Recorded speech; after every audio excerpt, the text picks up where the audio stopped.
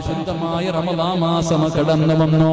അനുഗ്രഹങ്ങളുടെ പൂക്കാലമായ വിശുദ്ധമായ റമദാൻ മാസം പടച്ചവനെ നമ്മളിലേക്ക് കടന്നു വന്നല്ലോ. നമ്മളൊക്കെ 30 ദിവസക്കാലം രാവും പകലും നന്മകൾ വാരിക്കൂട്ടിയല്ലോ.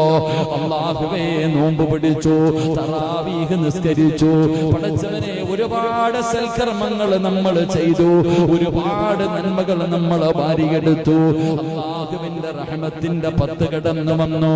അല്ലാഹുവിന്റെ കരുണ കിട്ടി, മഗ്ഫിറത്ത് ലഭിച്ചു, നരകമോചനം നേടിച്ചു, സ്വർഗ്ഗപ്രവേശനം നേടിയെടുത്തു, ലൈലത്തുൽ ഖദർ നമുക്ക് നേടിയെടുക്കാൻ കഴിഞ്ഞു.